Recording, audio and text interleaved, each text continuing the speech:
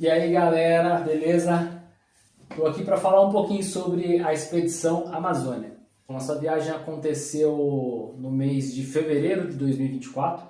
A gente saiu no dia 1º de fevereiro e retornou para casa no dia 3 de março. Foram 32 dias na estrada. Teve muita gente no canal que pediu para eu fazer um resumo, né, do desempenho dos carros, consumo, gastos que a gente teve, qual foi os nossos perrengues, o que eu faria diferente numa próxima expedição, quais foram as preparações que a gente fez nos carros, né, o que eu faria diferente, o que a gente levou, enfim.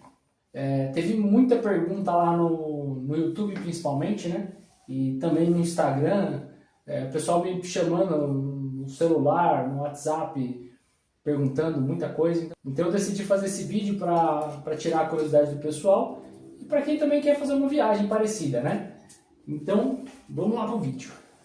Aqui minha mascote chegou, vou fazer companhia, ela vai olhar para a câmera. Bora, eu coloquei alguma colinha aqui no computador, porque muita coisa eu não vou lembrar de cabeça, tem muita coisa. Mas uma das coisas aqui, começando pela configuração dos Jeeps, né? Eu vou falar mais da Vovozona porque é o carro que eu sei mais a fundo, tá? Mas eu vou dar uma pincelada nos outros carros. A gente foi em 5 carros, né? Saímos aqui rodando de Mogi, rodamos 10.051 quilômetros, para ser bem exato. Isso marcado nos GPS, né? Toda a quilometragem, todo o trecho que eu fazia, eu sempre marcava no GPS, depois ia somando no final. Então a gente rodou 10.000 quilômetros, 10.050 quilômetros. Desses 10.000 quilômetros, uma boa parte foi em estrada de terra, né? A gente passou por 6 estados, né? Saiu de São Paulo, né? Foi São Paulo, Mato Grosso do Sul, Mato Grosso, Rondônia, Amazonas e Pará. Passamos na tríplice fronteira ali entre Mato Grosso do Sul, São Paulo e Minas, né? Ali onde tem a ponte do Rio Paranarife, passamos bem pertinho da tríplice fronteira. E também na volta quase conhecemos a fronteira com a Bolívia. A gente chegou pertinho da fronteira, mas não chegou a tirar foto na placa, porque a gente teve um problema lá, tinha que passar uma propriedade e não foi possível. Acabou voltando, mas eu tirei até uma foto, um print do GPS, para quem assistiu os vídeos, tem lá esse print da gente, uns 500 metros ou um pouquinho menos até da fronteira. Bom, então vamos lá. Falando aí um pouquinho da configuração, a Vovozona, para quem não conhece, é a nossa F75. Ela é uma F75 1963 e na viagem a gente fez algumas melhorias, né? Antes da viagem ela tinha motor original, câmbio original e tal. Eu já tinha vontade de trocar, né? E para a viagem era um carro que desenvolvia baixa velocidade, era fraco para subir serra, né? E o carro ia muito pesado, então eu decidi mudar isso. Então 1 ano antes eu comecei a fazer a preparação, um pouco mais de 1 ano antes, 1 ano e 4 meses mais ou menos eu comecei a fazer a preparação do carro. E eu coloquei um motor V6 Vortec, né, da Blazer, gerenciado por uma Fulltech, né, uma FT300. Coloquei um câmbio Clark 260F, né, que é os que usado na F1000, na C10, né, alguns outros carros. Coloquei na reduzida, eu coloquei um kit de pino chorão, né, da Brasil. Coloquei o reforço na tampa traseira ali da reduzida, tá? E de modificação no carro, basicamente isso. O carro tem direção hidráulica, tem freio de disco nas 4 rodas, né? Isso dá um conforto já na viagem. Ainda tem feixe de mola, ela está espoada, mas é configuração básica. Os eixos, isso foi um arrependimento, galera. Os eixos foram originais, né? Com chavetado na traseira, a frente, tudo original, né? E esse eixo traseiro, esse chavetado, deu um trabalho pra gente. A gente tá até com a camisa aqui dos parceiros da NHP, que logo logo a gente vai colocar aí os flutuantes da NHP, forjados, né? E a gente já devia ter corrido atrás disso um tempo antes da viagem, mas acabou que não deu tempo, não sobrou dinheiro, enfim, não era para ser, né? A gente teve muito problema com ponta de eixo. A Vovozona quebrou uma vez, soldamos 2 vezes, quebrou mais 2. E o do seu Hélio também quebrou uma vez, chegando já em São Paulo. Então isso deu bastante transtorno pra gente. Mas voltando aqui na configuração do carro, basicamente isso, tá? A configuração do carro é um carro basicamente motor, câmbio, direção e freio ali que está adaptado, né? faltou essa adaptação de flutuante, né? A gente teve problemas mecânicos, outros problemas com peças novas, inclusive bomba d'água, mangueira d'água que furou, bobina pifou, algumas coisas, né? O mofado deu problema no câmbio, o Jeep do seu Hélio saiu daqui já meio capenga é um carro que ele mora no litoral, né? Então é um carro que já estava deteriorado ali a parte de carroceria e acabou que na buraqueira quebrou todos os coxins, né? Então é assim, pessoal, primeira coisa que eu falo, vai fazer uma viagem dessa, o carro tem que estar muito bem revisado. A gente teve assim até um certo tempo para arrumar, mas o seu Hélio queria ter reformado o Jeep antes, queria ter mexido no Jeep, mas não deu tempo, né? Assim como eu queria ter colocado um flutuante. O Jeep do Luciano, mofado, a gente queria ter colocado um câmbio 260F, ele já chegou até a comprar o câmbio antes, mas não deu tempo também, acabou indo com o câmbio de Chevette. Tivemos problema com o câmbio 4 vezes, trocamos o câmbio 4 vezes na rodovia, então foi assim, bem desgastante isso pra gente. Mas vamos aqui, deixa eu dar uma consultada aqui no computador aqui, que eu marquei alguns tópicos pra gente não fugir muito. Vamos dar uma pincelada rapidinho aqui. Então fomos em 5 carros daqui de Mogi. Um Troller do Gui, a Toyota do Marcão, o mofado do Luciano, que foi o Garupa e o Thiago dirigindo, o Jeep do seu Hélio e a Vovózona. Fomos em 5 carros daqui. Encontramos o Rodrigo e o Fernando lá em Porto Velho, né, com a TR4. E o Troller do Gui é um TGV 3.2, tá chipado, tá com pneu 35, né, um carro tá com flutuante, bloqueio, né, flutuante no forjado, bloqueio, né, flutuante já original. A Toyota do Marcão também, ela tá toda original zona, só colocou pneu. Toyota é um tanque de guerra por si só, né? Motor diesel, né? E o Willys do seu Hélio tá com câmbio de Chevette, motor de Opala. Os eixos também todos originais, né? E a TR4 Máximos do Rodrigo tá bem equipadona também, tá com eixos forjados, tá com o X-Crawler, o carro dele tá... Eu não sei bem o que é, mas está uma reduzida, qual que é a marca, mas está com uma reduzida já melhorada no carro. Ele foi com pneu recapado, né, porque ele levou de cegonha, né?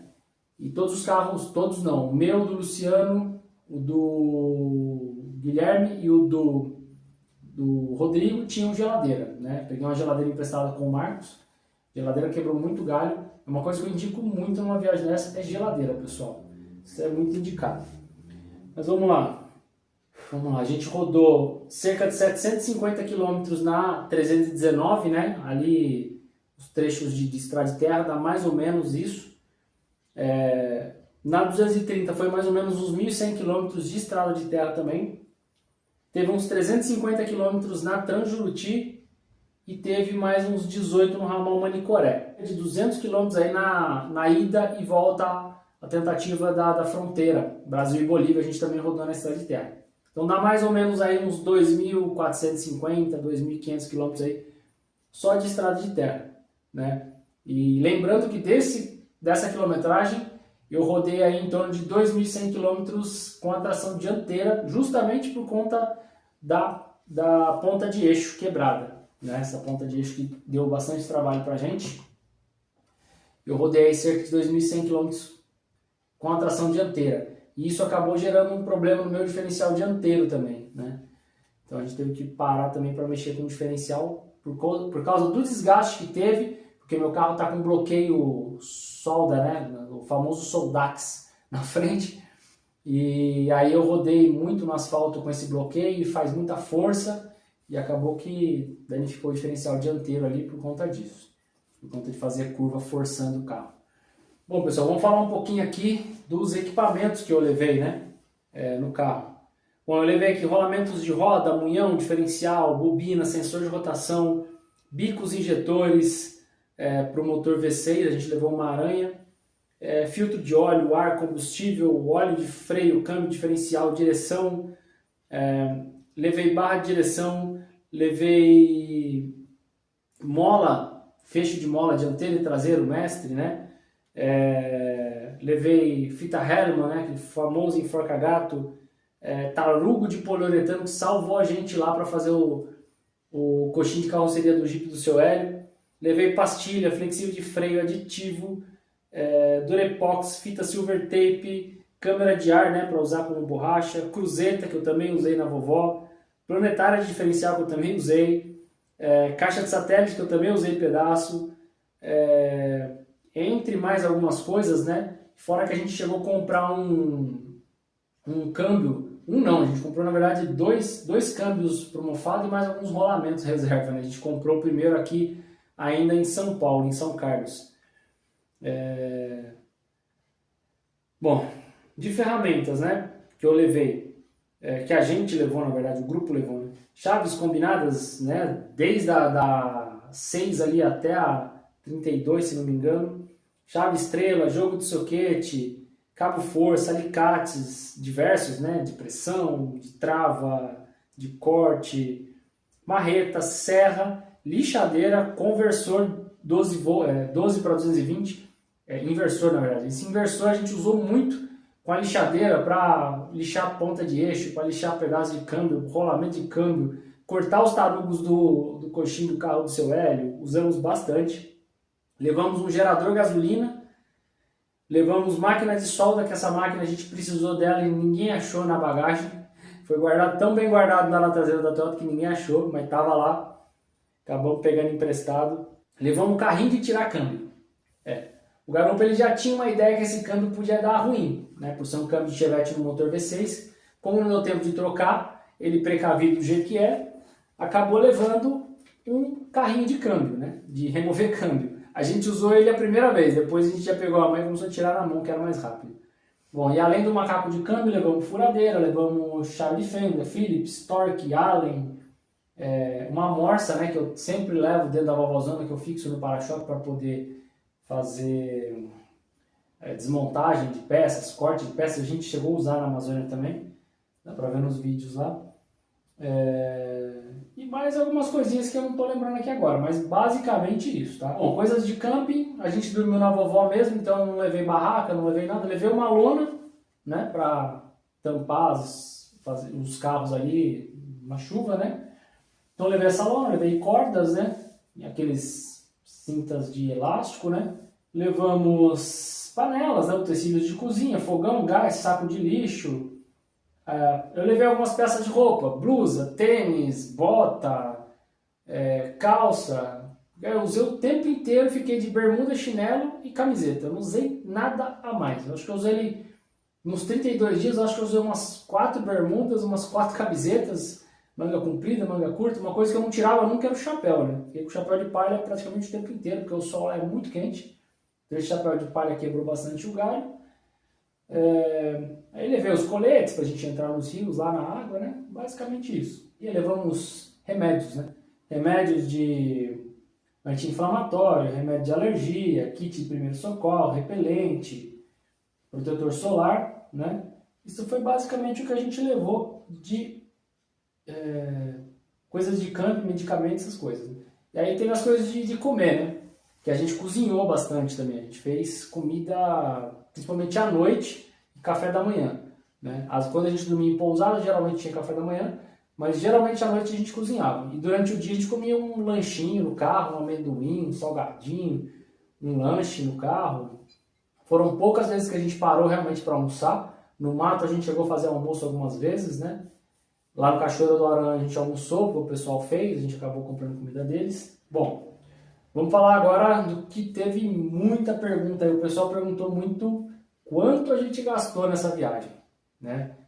O custo maior foi de combustível, né? Já dá para ter uma ideia, porque a gente foi num carro V6 e a gente rodou aí 10.050 quilômetros. A média do consumo da vovó, a média geral, toda, né, da viagem inteira, foi 6 km por litro. Na verdade foi 6 ponto alguma coisinha, mas não foi 6 exato, mas vamos arredondar para 6 por litro. A gente gastou em torno de 1.670 litros de gasolina, ida e volta, e baseando o preço médio aí do combustível a 5,70 mais ou menos na época, né, a gente teve um custo aí de R$ 9.500 aproximado de combustível, 9,5 só de gasolina. Se fosse num diesel, essa conta ia ser um pouco diferente. O Guilherme gastou bem menos, o Marcão gastou bem menos. Mas os 3 Willys, tanto o meu, como do Luciano, como do seu Hélio, a conta foi basicamente a mesma. Toda vez que a gente abastecia, dava mais ou menos o mesmo valor. Então, eu não sei quanto eles gastaram exatamente, se eles somaram, mas como eu queria dar esse feedback para vocês, eu fiz toda essa conta. Então, a gente gastou exatos 9.500 e uns... não é exato, né? Exato seria exato, mas R$ 9.500 de gasolina. Não é exato, mas é 9.500. Aí teve os pedágios, né? Deu aproximadamente R$ 550. Até sair de São Paulo, os pedágios são bem caros, né? Pedágio de 10, pedágio de 15, pedágio de 18. Não lembro qual foi o mais caro, mas até sair de São Paulo é caro. De São Paulo para lá, tem aquele negócio. Você não paga pedágio, mas você até paga algum, mas é muito pouco. Mas as estradas são terríveis, né? Muito buraco, muita falta de sinalização, né? Então não tem estrada duplicada, né? A gente pegou um trechinho de estrada duplicada, se não me engano, depois de Cuiabá na ida. Não tenho certeza absoluta, mas não tem estrada duplicada, né? Tudo estrada mão dupla e pau no gato. Estrada ruim mesmo, né? Estrada precária, né? Além disso, né? Os caminhões, eles andam mais rápido que a gente, né? E muitos respeitam, muitos não respeitam, né? Então a gente tem que sempre dar passagem, sempre cedir a passagem. Na subida a gente passava, e na descida eles passavam, na reta eles passavam. Então, assim, para quem vai viajar para um lugar desse, a pessoa tem que ter um certo cuidado, tem que estar atento ali para não atrapalhar o caminhoneiro, porque ele está trabalhando, né, velho? Não quer saber que você está andando a 70 por hora, você está passeando. Ele está trabalhando, ele quer passar, quer ir embora, então sempre respeita, né? A gente sempre dava caminho e tal. E acaba sendo assim bem angustiante na viagem, né? A gente fica bem tenso porque é caminhão o tempo inteiro, então a gente tem que estar o tempo inteiro no retrovisor prestando atenção para não atrapalhar os caras, né? E bom, é isso. Então aí temos aqui, voltando aqui no consumo, né? A gente tem mais ou menos 550 de pedágio. A balsa de Manaus para Juruti foi 800 pau por carro, mais 340 que a gente gastou no almoço, a janta e o café da manhã no outro dia, que é a parte, né? As duas pessoas, tá? 340 as duas pessoas. Aí teve as balsas da 319, que a gente paga algumas balsas na 319, a gente paga a balsa na Transjuruti, uma balsa na Transjuruti, que inclusive é naqueles motorzinhos de polpa, sabe? Aqueles, esqueci o nome agora, tipo aquelas voadeiras, né? Que é só um motorzinho assim, uma hélice com um motorzinho para empurrar a balsa. A balsa é bem precária, de madeira e tal, mas é bem legal atravessar. Na 230 também tem algumas balsas pagas, né? E, inclusive a balsa do final da 230, eu não tenho bem certeza se essa paga, mas eu acho que paga. Não lembro. Porque as balsas, meu pai que normalmente ia e pagava, né? Eu parava, ele ia lá, pagava e voltava pro carro. Essa balsa saindo de Itaituba para ir para Fordlândia, né? A gente paga para atravessar ela também. Então teve os custos de balsa que eu... Aí teve as pousadas, né? A gente dormiu mais ou menos umas 14 noites em pousada, né? E dessas 14 noites, em média, R$ 160 aí para dois, né? Mais ou menos. Algumas mais barato, outras um pouquinho mais caro, mas em média R$ 160. Era em média R$ 80 por pessoa. As pousadinhas que a gente ficava de beira de estrada, né? Ficamos em pousada em Manaus e dormimos também uma noite na Cachoeira do Aruã. A segunda noite eu dormi no carro, mas tudo isso conta. Aí teve a alimentação, né? Que também não somei, mas a gente passa toda hora no mercado, compra alguma coisa, né? Já levou coisa daqui. Para comer à noite, como uma pizza, como um lanche, como uma janta, né? Normalmente à noite a gente comia bem, né? E no café da manhã, porque durante o dia a gente não parava legal para comer. Teve as soldas, algumas peças que eu comprei, tipo bobina que eu comprei no meio do caminho, comprei óleo de diferencial, 140 que o meu acabou, e comprei também algumas lembrancinhas, né, Marcos? Então, galera, aí somando todos esses custos, né? A gente teve aí um gasto, no meu caso, na Vovozona, no carro a gasolina, né, de R$ 18.000, valor total, né, incluindo pedágio, alimentação, hospedagem, combustível, balsas, quebras, soldas, lembrancinhas, tudo que eu gastei na viagem deu aí 18 mil, uns quebradinhos, 1800 e pouco aí na viagem. Bom, pessoal, a maior dificuldade, que também foi outra pergunta que fizeram, foi justamente as quebras, né? A gente teve bastante quebra, né? A vovozona teve quebra a gente abriu o diferencial traseiro, abriu o diferencial dianteiro, procurando um barulho que estava fazendo, o diferencial dianteiro realmente tinha problema, o traseiro deu uma folga no coroa e pinhão e desmontou para ajustar, teve ponta de eixo, teve bobina, teve relé que deu problema, mangueira, bomba d'água, bomba d'água também está incluso lá na conta. O mofado, problema de câmbio, problema de sensor de rotação, o mofado estava com problema de aquecimento no tanque, né?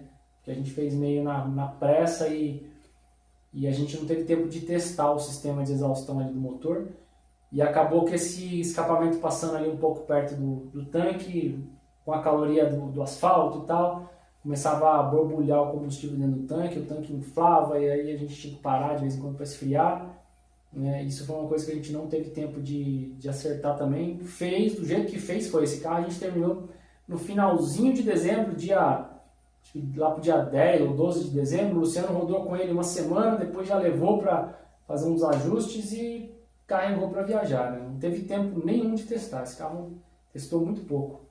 Então, isso ajudou também para alguns detalhes. Mas o que encheu muito o saco mesmo, que a gente perdeu muito tempo, foi o câmbio. O resto foi tudo quebras rápidas, né? Coisinha, sensorzinho que deu problema, essas paradinhas às vezes para esfriar um pouco o carro e tal, mas do resto tranquilo. O Jeep do seu L deu problema, furou o radiador, quebrou ponta de eixo, deu problema elétrico, deu problema de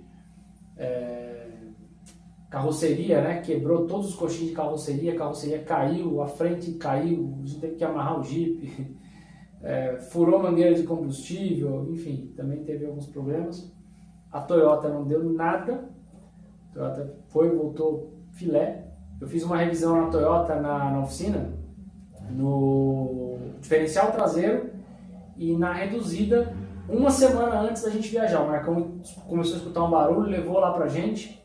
Ainda bem que ele levou, a gente desmontou, a gente achou um problema no diferencial, rolamento, pino da planetária com desgaste, rolamento de reduzida a gás, estava com vazamento de óleo, quase não tinha óleo. Então a gente fez essa revisão, né? E aí não tivemos problema nenhum na Toyota. Troller teve um probleminha de entrada de ar, teve problema com o pneu na volta e acho que só. E algumas coisinhas que soltaram lá também, caíram nos retrovisores, umas bobeirinhas lá também, né? Mas acho que o maior perrengue mesmo, além da poeira, da buraqueira, que a gente já saiu daqui prevendo isso, foram as quebras. Isso, assim, desgastou bastante a gente, né? Mas a gente já saiu meio que sabendo que ia acontecer, porque os carros são antigos, não são carros feitos para viajar tão longe assim, e apesar disso, os problemas que a gente teve são problemas que dá para evitar numa próxima, né? E aí, falando disso, já vou falar aqui dos upgrades que eu faria se eu fosse fazer de novo. Na vovozona, sem dúvida, ponta de eixo traseiro flutuante, melhoraria ali as engrenagens da reduzida que a gente já está fazendo, em breve vai ter vídeo no canal, logo logo vai entrar aí o kit flutuante da NHP na traseira, né? Vai entrar também engrenagens da RTR, né? Na reduzida, engrenagens forjadas, maiores, tal, com os dentes mais reforçados para evitar problemas. Já está com a gente lá para montar. Logo logo você vai ver vídeo disso aí. Bom, pneus, não tivemos problema nenhum com pneu também. Fomos com pneus da Genius, né? Pneus pop da Genius. A nossa capota da Canyon foi também sensacional, não tivemos problema nenhum. Rasgou o vidrinho traseiro lá de tanto abrir e fechar de qualquer jeito, acabou rasgando. Tirando isso tranquilo, nos protegeu da chuva, às noites, né? E ainda a gente guardou tudo lá dentro, né? Essa capota foi muito útil. Bom, das modificações, o que eu iria mais preparado assim, em questão de grana, né? Porque eu fui bem despreparado, teve bastante ajuda dos patrocínios, o Marcão, o seu Hélio, o Luciano, o pessoal pô, ajudou bastante, o Rony, né? A gente teve bastante ajuda da galera aí que anda com a gente. Então eu iria um pouquinho mais preparado com grana numa próxima, porque teve lugares lá que a gente não tinha dinheiro e eles só aceitavam dinheiro. Na balsa, por exemplo, a gente pagou com Pix, mas na hora de embarcar, você paga uma taxa no porto, que eles não avisaram, uma taxa de R$100, e na hora de desembarcar em Juruti também, você paga uma taxa de R$50 por carro, e também não avisaram nada, e tem que ser em espécie, né? Então é bom você sempre ter dinheiro. Em alguns lugares que você passa, não tem sinal, não tem cartão, algumas balsas e tal, então tem que ter dinheiro. Isso é uma coisa que eu me prepararia um pouco melhor. E no carro, basicamente, o que eu mudaria no carro hoje, se eu tivesse que fazer de novo agora, seria o que a gente já está fazendo, né? Que é os flutuantes, né? E essas engrenagens da reduzida que me assustou bastante, começou a fazer barulho no meio do caminho. E aí eu não sabia se esse barulho era do câmbio, da reduzida, do diferencial, não estava conseguindo identificar. A gente acha já que era reduzida, porque a gente já desmontou, achou um defeito na engrenagem da reduzida. Que eu falei, vocês vão ver em breve no canal o vídeo da troca das engrenagens, né? O câmbio 260F, perfeito, não tive problema. E a gente teve problema com coisa que não dá pra gente ter certeza do que vai acontecer, né? Por exemplo, eu levei fecho de mola, não tive problema. Mas eu tive problema com a bomba d'água nova, tive problema com a mangueira nova. Então não dá pra gente ter certeza, né, do que a gente vai ter de problema. Mas coisas simples, pequenas, a bobina a gente teve problema, foi um perrengue também. Quem assistiu os vídeos aí sabe do problema que a gente teve com a bobina. Então assim, sensores, coisinha que pode te deixar na mão, sensor de rotação, uma bobina, uma vela, sabe, um filtro de gasolina, coisas pequenas que é fácil levar. Eu aconselho levar correia, a gente também levou correia, não tivemos problema, mas é bom ter, né? Cruzeta a gente levou, é pequena, a gente teve problema, acabamos trocando. Então assim, esse tipo de coisa pequena eu sempre aconselho você levar, tá? Coisas grandes, né? Por exemplo, uma ponta de eixo, putz, você vai levar 4 pontas de eixo, ou pelo menos as 2 traseiras. Se você tiver um flutuante de qualidade no seu carro, por exemplo, forjado, você não vai ter problema com isso, né? Certeza que não vai ter problema. No nosso caso a gente teve problema porque o nosso é chavetado, original, e o carro... Eu estava levando na grande maioria do tempo cerca de 600 quilos ali na caçamba, galera, né? Então assim, quase no limite, né? Esse carro é 750 quilos ali, então estava bem próximo do limite. Na 230, por exemplo, na 319, os trechos maiores da Transjuruti, eu estava carregando só de combustível 60 litros no meu tanque, 60 litros no meu tanque reserva, um galão de 20 meu, mais um galão de 50 do Luciano, mais um galão de 20 litros de água. Ou seja, eu tinha ali uma quantidade muito grande de peso só de combustível e água, né?